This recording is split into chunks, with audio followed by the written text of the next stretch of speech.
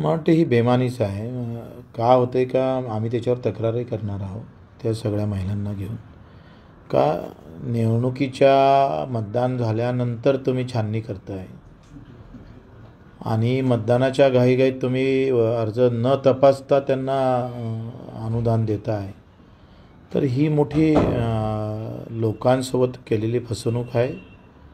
आणि अशा पद्धतीनं मतदानाच्या पूर्वी जणू काही खिशातले पैसे न देता तिजोरीतून पैसे देऊन जो काही करप्शन इथं सरकारनं केलं, त्यावर आम्ही निवडणूक आयोगाला पण एक तक्रार देऊ।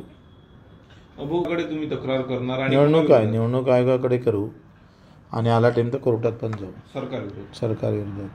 हो, 2 दिवसापूर्वी नीलम गोऱ्हेंनी वक्तव्य केलं होतं की पदासाठी मर्सिडीज ठाकरेंना द्यावं लागतं। त्यानंतर आता संजय शिरसाटांनी असं वक्तव्य केलं की कॅबिनेट मंत्री व्हायसाठी पैसे उद्धव ठाकरेंना द्यावं लागत होते।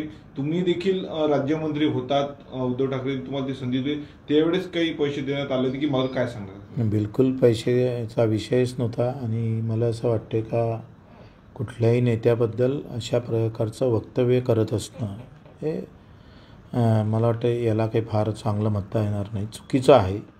आणि मग तुम्ही एवढे मला असं वाटतं का मर्द नसल्यासारखी गोष्ट का करताय? तुम्ही दिल्या असेल तर तक्रार करा ना, दाखवा ना किती मर्सिडीज दिल्या, कोणत्या नंबरची दिली।